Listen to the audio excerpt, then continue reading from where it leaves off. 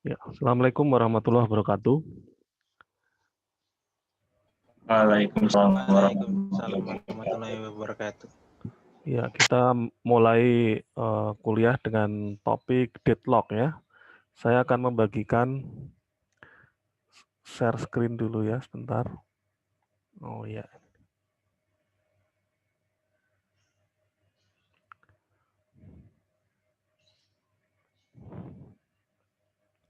kelihatan ya ininya ya, slide-nya ya. Ya kelihatan Pak. Ya, jadi kita membahas mengenai deadlock. Setelah kemarin kita membahas mengenai eh, proses ya dan manajemen proses. Nah, karena sistem operasi itu seperti halnya sistem-sistem pada umumnya ya, maka potensi untuk terjadi crash, kemudian potensi untuk terjadinya gangguan, ya, itu kemungkinan selalu ada ya, selalu terjadi ada. Di antaranya adalah deadlock. Nah, ini sudah dipikirkan oleh para ilmuwan di bidang sistem komputer ya, di sistem operasi untuk bagaimana cara mengatasi deadlock. Apa itu deadlock? Deadlock ini seperti yang Anda lihat di depan. Dead itu ya mati ya, lock itu ya mengunci ya, artinya ya sudah nggak bisa diapa-apain. Itu maksud dari deadlock. Nah ini coba Anda lihat gambarnya di foto tadi ini yang ada di slide. Mau maju nggak bisa karena di depan ada truk, mau mundur juga tidak bisa karena di belakang ada motor gitu. Truknya juga nggak bisa maju karena di belakangnya ada sedan, depannya ada motor. Begitu juga yang di sisi sebelah sananya ya. Pointernya, nah ini ya, ini mobilnya nggak bisa mundur, mau maju juga nggak bisa. Sama, di mobil yang ini juga tidak bisa mundur juga, ke samping pun juga sama saja tidak bisa. Apalagi mobil ya, fleksibilitasnya terbatas begitu. Nah ini yang disebut deadlock. Istilah ini cukup umum untuk menggambarkan sesuatu yang sudah tidak bisa ditangani gitu. Tapi meski demikian tetap bisa diurai ya gitu. Jadi kalau Anda mendengar istilah deadlock misalnya di gedung DPR sedang rapat terjadi deadlock sehingga harus dilakukan lobby-lobby politik ya misalnya seperti itu. Oh berarti ada masalah yang alot ini ruwet tidak bisa dipecahkan segera begitu ya. Ya. Ilustrasi yang lain seperti ini ya. Ya ini sama ini deadlock maju nggak bisa, mundur nggak bisa gitu. Harus diurai. Salah satunya harus berhenti dulu, kemudian bergerak ya. Itu caranya mengurai ya seperti ini. Bis ini nggak bisa mundur, nggak bisa maju. Ya satu-satunya cara ya mungkin di belakang sana harus diloloskan dulu ya supaya ini jalurnya bebas, ini maju habis, kemudian baru yang sisi sebelah kiri bisa maju, begitu seterusnya. Itu jadi memang harus ada salah satu yang ngalah untuk bisa mengurai hal-hal seperti ini.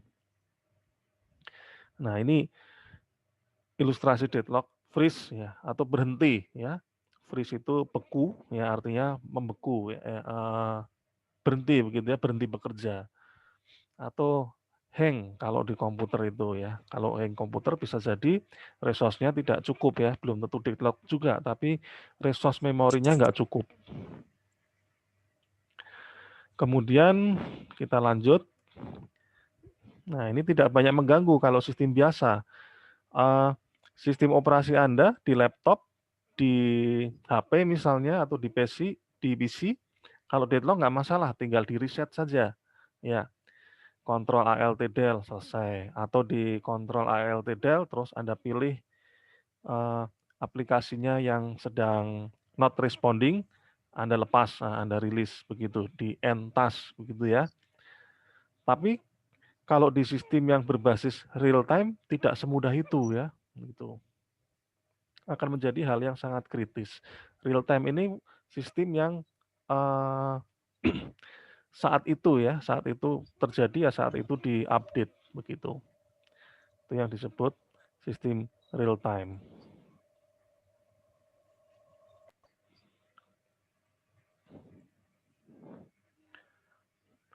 Kemudian sistem real time ini ada di mana? Nah, biasanya ini sistem-sistem yang kerjanya secara otomatis dan kerjanya saat itu juga real time.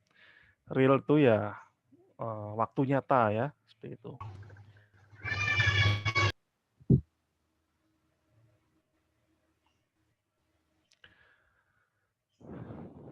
Kemudian kalau contohnya di pesawat terbang misalnya, ini sistemnya adalah sistem real time. Begitu petugas dispatcher atau petugas di menara kontrol memberikan suatu izin kepada pesawat untuk membebaskan suatu landasan misalnya untuk bisa diterbangkan atau didaratkan pesawat, maka saat itu tampil ya di bagian apa itu display jadwalnya atau di bagian informasi. Nah, apa jadinya kalau sistem tersebut di saat yang real time tidak bekerja dengan baik? Ketika di bagian menara kontrol mengatakan, landasan 1 sudah free loh, ya silahkan mendarat. Ternyata pesan tersebut baru sampai ke display informasinya misalnya 5 menit setelahnya. Nah, sementara 5 menit setelahnya itu sudah ada pesawat yang akan mendarat juga atau sedang mau take off misalnya. Itu. Nah, itu tentu akan sangat berbahaya. Gitu. Dan real time ini kebanyakan sistem yang ada di sistem-sistem kontrol ya.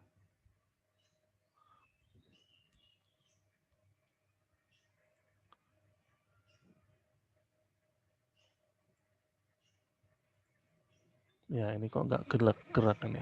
Ya. Kemudian 7 kasus deadlock yang ada di sistem operasi, yaitu ada file request, ada database, ada device allocation, ya, dedicated device allocation, multiple device allocation, spooling, network, dan desharing. Nah, ini yang berpotensi menyebabkan terjadinya deadlock. Coba kita kupas satu-satu ya. Nah, ini. Misal terjadi pada deadlock file request ya.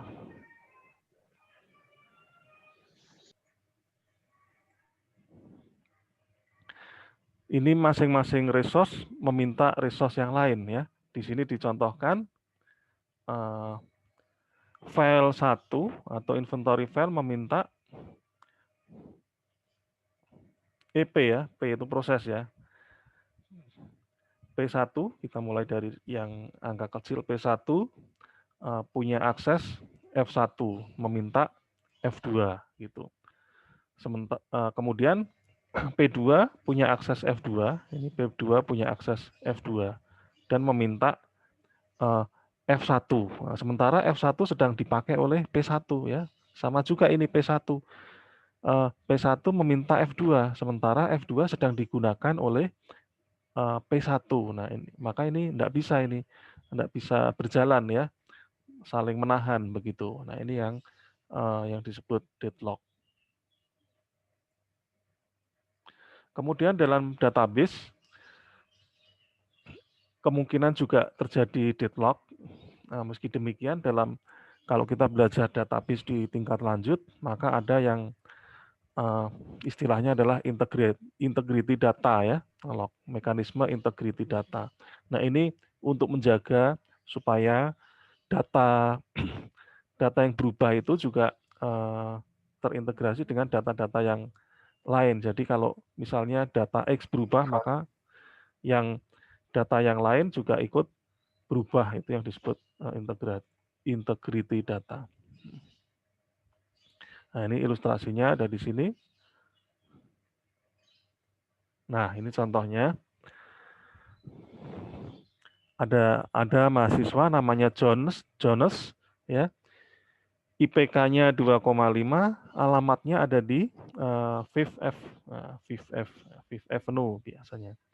Kemudian proses 1 membaca data, proses 2 juga membaca data. Ini dalam waktu yang bersamaan ya. Kemudian di proses 1 ini anggaplah ada seorang user 1, dia mengupdate IPK-nya, kemudian yang pengguna 2 dia mengupdate alamatnya ya. Nah, ini di sini address update, yang di sini IPK update. IPK-nya yang diupdate. Kemudian P1 menulis ulang IP yang baru ya. Kemudian P2 menulis ulang alamat baru. Nah, di sini ya. Nah, ini antara ini dan ini nanti bisa berpotensi deadlock ya. Nggak tahu ini nanti hasil finalnya bagaimana. Apakah IPK-nya baru, alamatnya lama, atau IPK-nya lama ya, 2,5, alamatnya baru. Nah, ini finalnya yang bagaimana. Nah, ini potensi untuk menyebabkan deadlock. Oleh karena itu di beberapa aplikasi yang bersifat multi user itu dibuat suatu kebijakan ya di beberapa sistem ya.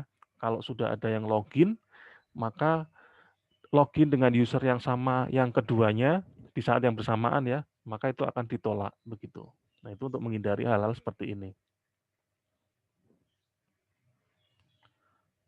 Kemudian deadlock pada perangkat. Nah, ini mirip ilustrasinya dengan yang file request tadi.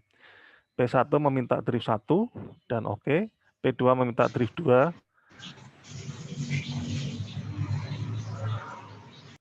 dan oke ya. Kemudian P1 meminta drift 2 tapi diblok ya. Kenapa? Karena itu masih dipakai oleh P2 ya. Kemudian P2 meminta drift 1 tapi diblok ya. Kenapa? Karena drift 1 masih dipakai oleh P1. Nah, ini potensi yang terjadi deadlock di perangkat begitu.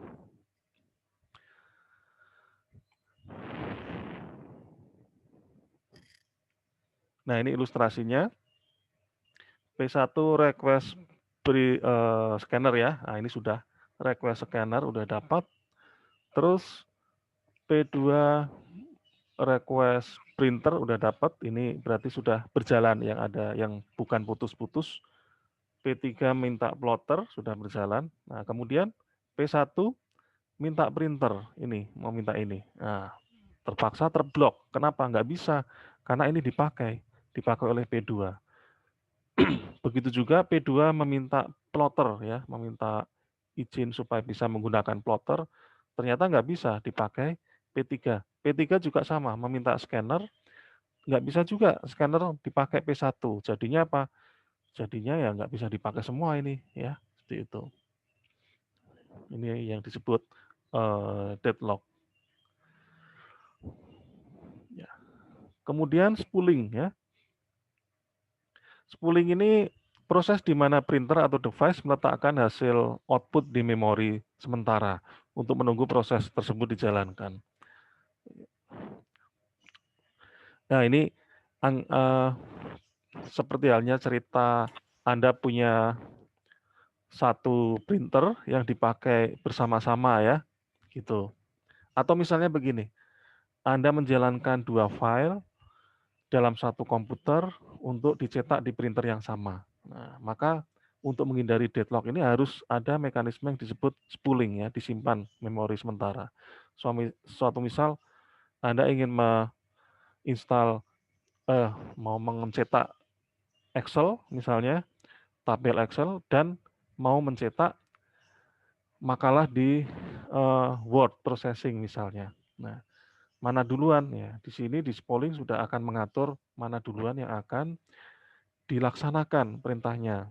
Jadi nanti hasil printernya tidak mungkin mencetak di Word halaman 1, kemudian halaman berikutnya, lembar kedua cetakan berikutnya dari Excel, kemudian lembar ketiga berikutnya dari Word dan seterusnya. Maka itu tidak akan seperti itu ya, karena ada proses yang disebut spooling. Begitu juga di deadlock dalam jaringan. Ya.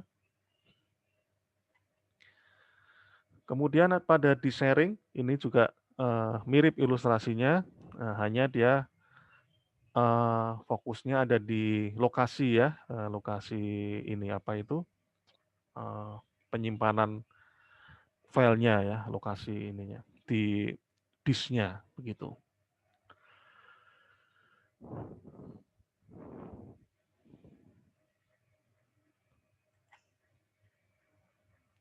Ya, kondisi deadlock. Ya, kondisi deadlock ini istilah-istilah ya. Ini yang ada yang disebut mutual exclusion. Nah, ini apa itu mutual exclusion? Aktivitas yang hanya memperbolehkan dijalankan satu proses saja sampai selesai, sehingga proses selanjutnya dapat berjalan lagi.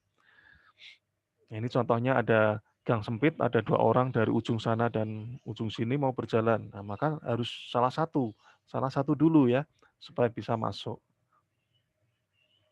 Kemudian ada resource holding, kondisi yang masing-masing memegang resource proses tanpa melepaskan, menunggu salah satu untuk mengalah duluan. Gitu. Nah ini seperti ilustrasi yang file tadi ya, saling memesan dan menggunakan. Gitu.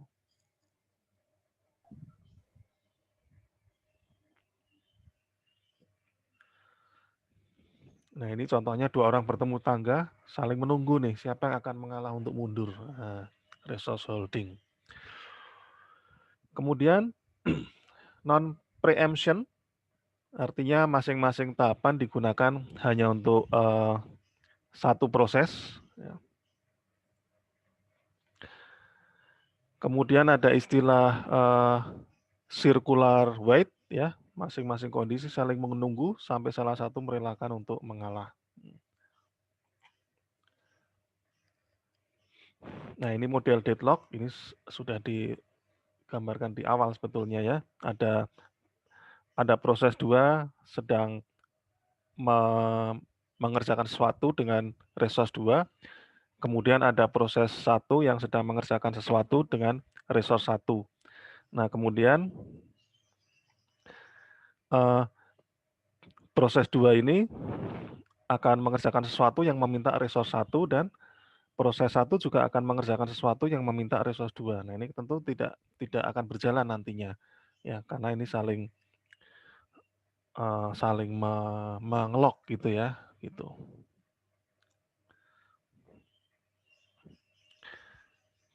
Kemudian skenario proses 1 ya. Nah, di awal tidak ada siklus sehingga tidak terjadi deadlock.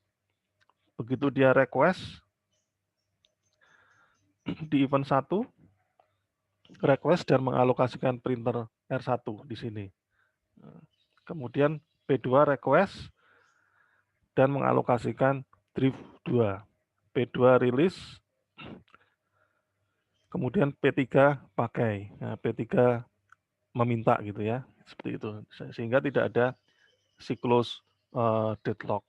Ini yang aman ini.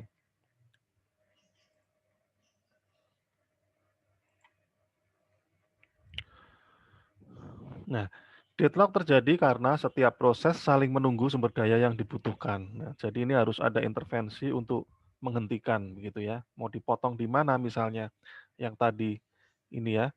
Oh ya sudah, ini proses 2-nya berhenti dulu deh supaya proses 1-nya bisa bekerja ya, seperti itu. Atau misalnya proses 1 yang mengalah, proses 2 bisa bekerja memanfaatkan resource 1 dan memanfaatkan resource 2. Nah, ini ada beberapa skenario untuk menghindari deadlock ya. Bagaimana strategi menangani deadlock? Ada 4 strategi ya. Yang pertama adalah mencegah ya, prevention atau mencegah terjadinya salah satu kondisi deadlock. Kemudian avoidance, menghindari kemungkinan terjadinya deadlock. Kemudian mendeteksi deadlock dan memperbaiki serta recovery. Nah, recovery ini sudah kondisi yang sudah kena deadlock, tapi gimana caranya supaya bisa mengembalikan sistem yang deadlock menjadi normal dan cepat. Nah, kalau di dalam kehidupan sehari-hari yang macet tadi ya, yang di slide pertama tadi, bagaimana mencegah terjadinya salah satu kondisi deadlock? Nah, ini gimana caranya ya? Mungkin bisa diberi lampu ya, lampu lalu lintas yang mengatur mana yang berjalan duluan, mana yang harus berhenti. Kemudian harus bisa mendeteksi deadlock dan memperbaiki, misalnya sudah diberi lampu lalu lintas, ternyata lampu lalu lintasnya mati. Nah, itu harus tahu ya, harus ada detektornya untuk menginfokan bahwa lampu lalu lintas ini yang sudah dipasang mati ya, itu. Sehingga untuk mencegah ya, menghindari kemungkinan deadlock. Atau suatu misal sudah lampu lalu lintasnya mati, lampunya juga tidak memberikan info kalau lampu lalu lintas tersebut mati ya, maka terpaksa harus recovery nih. Bagaimana kalau sudah terjadi deadlock, harus cepat ya supaya tidak terlalu panjang antrian kendaraannya. Nah itu mungkin harus didatangkan petugas gitu ya untuk mengurai seperti itu. Nah, prevention mencegah salah satu kondisi ini mas prevention. Caranya gimana? Complication, setiap resource tidak dapat dikurangi dari setiap kondisi. Kemudian mutual exclusion, harus proses itu diberikan suatu sumber daya yang dedicated gitu ya, yang dialokasikan secara eksklusif. Kalau tadi di ilustrasi P1 dan scanner misalnya, ya sudah khusus itu dulu ya, P1 untuk scanner. Nah, itu. Nanti yang P2 di hold dulu atau jangan berjalan dulu. Itu contoh dari mutual exclusion. Kemudian resource holding, bypass if job request membypass jika permintaan job ini sangat penting ya dalam waktu tertentu. Kemudian prevention, no preemption, bypass jika sistem operasi mengizinkan untuk mendealokasikan resource dari job tersebut gitu. Jadi ada job yang masih memegang suatu resource langsung di bypass, entah itu diputus dan sebagainya. Kemudian circular wait, jika terjadi deadlock yang circular wait tadi ya, yang muter-muter tadi ya, P1 butuh F2 sementara P2 butuh F1 tapi dia masih pegang F2 misalnya ya. Nah, itu circular wait, saling menunggu, maka dia harus di-bypass oleh sistem operasi. Ini untuk mencegah circular wait tadi. Bisa menggunakan skema order hierarki. Kemudian untuk menghindari, ada algoritma yang digunakan untuk menghindari deadlock ini. Namanya Dijkstra-Banker algorithm ya. Algoritma Bankir-Dijkstra. Ya, ini yang punya Pak Dijkstra ya, yang membuat algoritmanya. Jadi dia mengacu kepada cara kerja bankir ya di bank ya. Jadi sistem operasi itu untuk mencegah deadlock, algoritma yang digunakan atau regulasinya atau aturan-aturannya mirip dengan yang digunakan yang ada di bank, gitu ya. Nah ini apa itu regulasi atau aturan yang ada di bank? No customer granted loan exceeding bank total capital. Pelanggan atau nasabah tidak boleh meminjam uang sebanyak total dari modal bank. Jadi kalau banknya modalnya adalah 100 miliar, maka nasabah tidak boleh ya, keseluruhan nasabah ini maksudnya ya. Nasabah tidak boleh meminjam uang bank sampai 100 miliar. Nah, maka dia harus separuhnya misalnya. Nah, tergantung kebijakan di bank tersebut. Intinya adalah tidak boleh melebihi atau sama dengan modal bank. Kemudian semua nasabah diberikan maksimum kredit limit. Nah, diberi kredit limit. Nah, ini berarti resource ya. Ini bagian R atau resource. Kemudian ini juga membicarakan tentang resource. Kemudian nasabah tidak boleh meminjam lebih dari limit. Nah, jadi ya aturan yang kedua ada batasnya. Kemudian yang ketiga tidak boleh meminjam lebih dari batasnya. Kemudian jumlah pinjaman ya, jumlah pinjaman nasabah semuanya ya, sum of all, jumlah pinjaman semua nasabah itu nggak boleh melebihi dari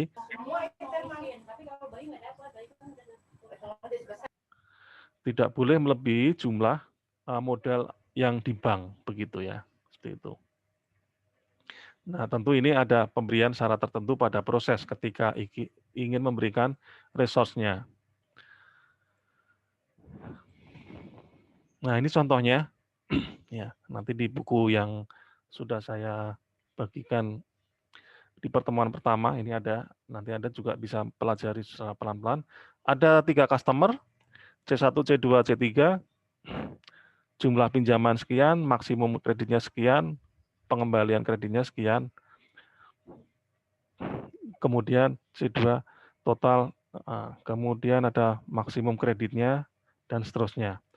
Dan ada aturan tambahan lagi, C4 ya, atau nasabah yang akan meminjam, itu tidak boleh meminjam sebelum yang ini mengembalikan. Nah, gitu, itu ada tambahan regulasinya ya. Nah, nanti kalau Anda baca di buku sistem operasi ini ya. Nah, ini supaya apa? Supaya ada kondisi aman ya, safe state ya, seperti itu. Nah, ini Anda perhatikan di sini, maksimum kreditnya 4.000, 5.000, 8.000, C1, C2, C3. Yang pinjamnya 2.000, nggak boleh lebih dari 5.000 ya. C3-nya pinjamnya 4.000 karena tidak boleh lebih dari batas limit maksimalnya gitu. Ini yang disebut kondisi aman ya, supaya banknya tidak kekurangan modal gitu.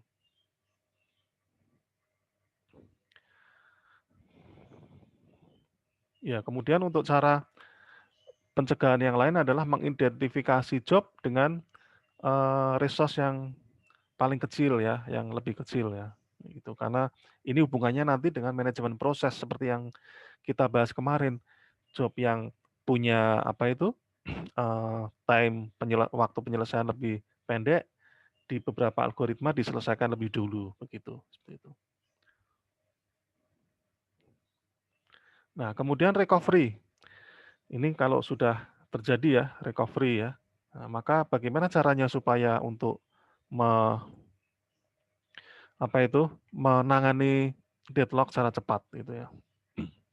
Sistem harus bisa mengembalikan kondisi normal secara cepat begitu ya. Caranya salah satunya adalah mematikan salah satu atau setiap job yang aktif di sistem. Nah, ini di restart, job from beginning, di restart. Atau misalnya mematikan jobs atau proses yang hanya menyebabkan deadlock. Nah, dipotong ya. Misalnya ada circular wait tadi, dipotong, dimatikan salah satu misalnya. Seperti itu. Meminta user untuk resubmit job. Kemudian mengidentifikasi job yang terlibat dalam deadlock. Nah, ini sistemnya harus tahu, harus bisa mengidentifikasi sehingga ketika ada job yang berpotensi menyebabkan deadlock, maka dia langsung dipotong gitu.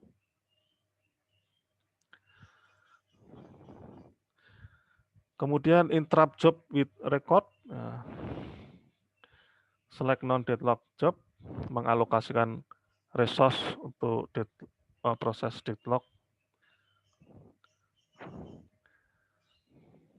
Nah, kemudian memberikan job priority, high priority job, biasanya nggak disentuh, artinya diutamakan dulu ya, diutamakan dulu. Nah, ini ada hubungannya dengan yang proses manajemen kemarin ya, di proses-proses seperti itu. Kemudian starvation. Nah, starvation ini kalau dalam bahasa Indonesianya disebut kelaparan ya, lapar ya, starving itu lapar, starvation. Artinya apa kok lapar itu? Maksudnya adalah proses yang bekerja itu tidak memperoleh resource yang cukup. Nah, suatu misal Anda main game, gamenya Counter Strike, komputer Anda, laptopnya laptop yang speknya rendah misalnya.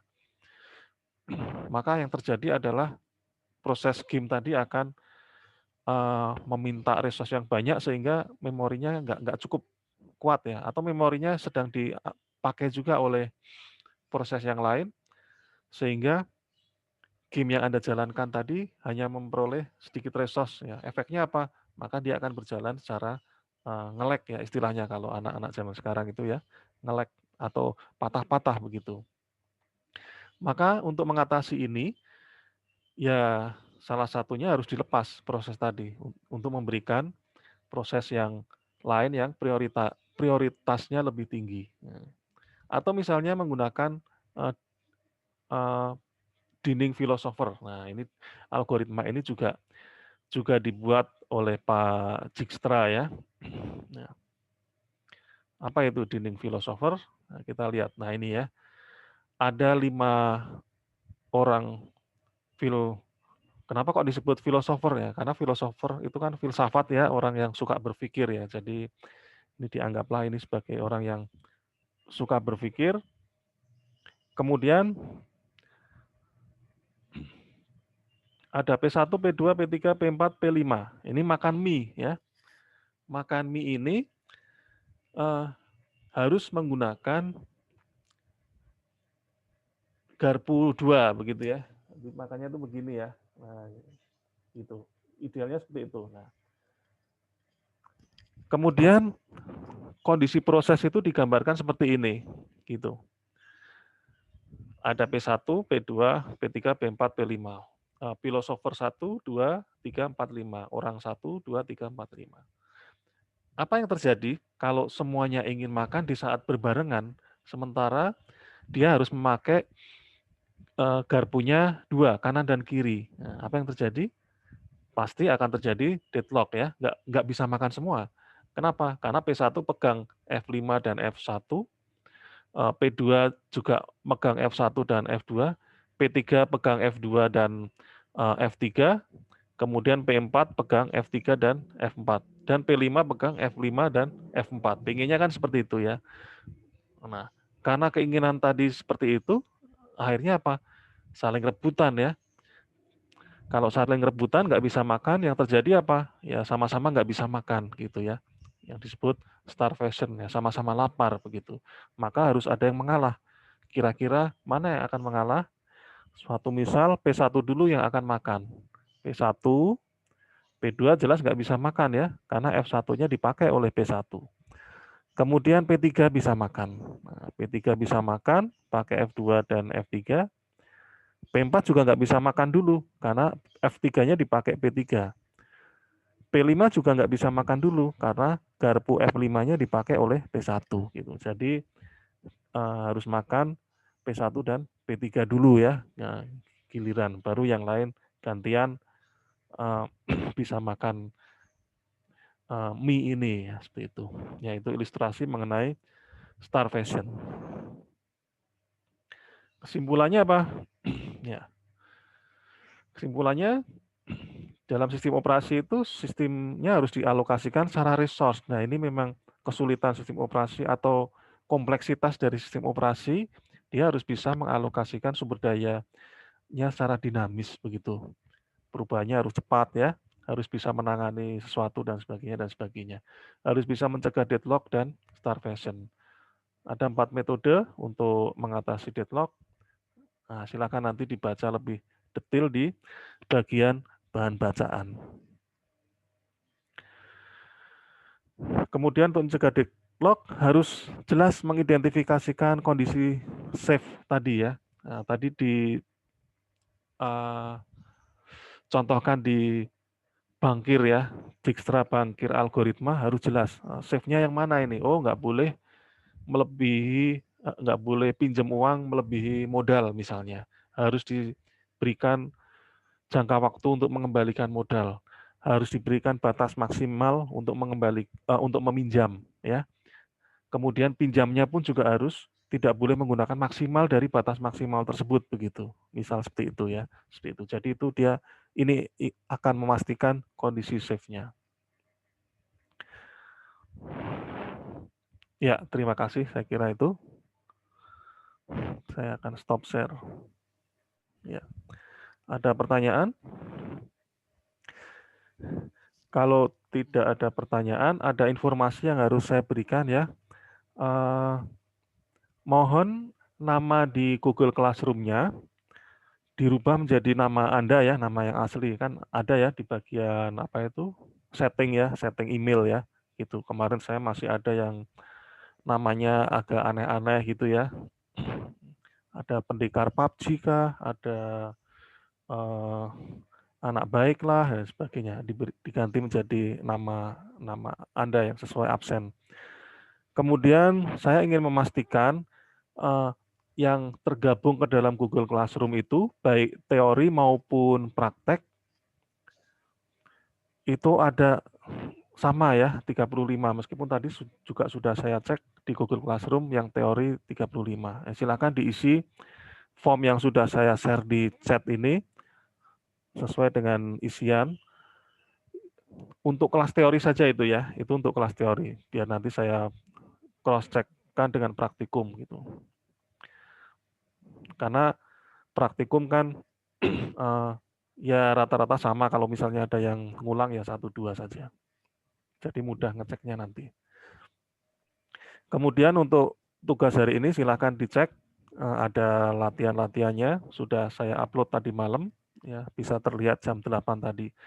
Kemudian untuk praktikumnya juga silahkan dikerjakan yang modulnya, ya modulnya Anda boleh menggunakan tool yang ada di NetAcad, ya boleh kalau Anda nggak punya dual booting, atau Anda bisa menggunakan virtual machine kalau Anda menginstal virtual machine.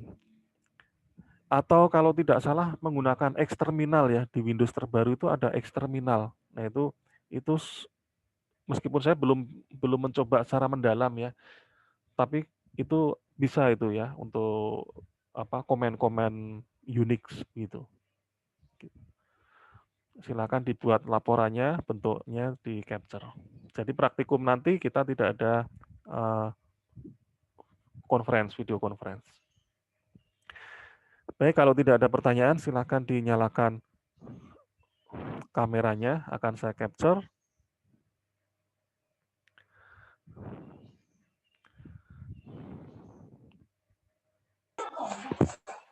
Pak, ya, itu deadline-nya nggak bisa dimundurin lagi, Pak. Soalnya abis ini kita ada matkul lagi, Pak. Oh, deadline-nya sampai kapan itu? Jam 12 itu.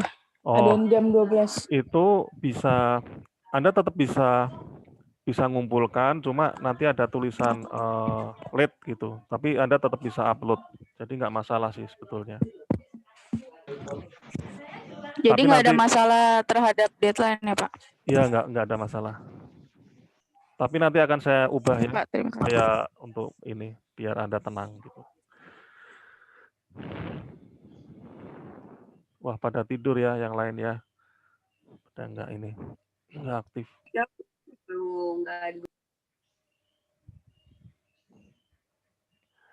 Ya, saya kira dari saya itu saja. Assalamualaikum warahmatullahi wabarakatuh. Waalaikumsalam. Waalaikumsalam warahmatullahi wabarakatuh. Terima kasih, Bapak. Terima kasih, Pak. Terima kasih, Pak. Terima kasih, Pak. Terima kasih, Bapak.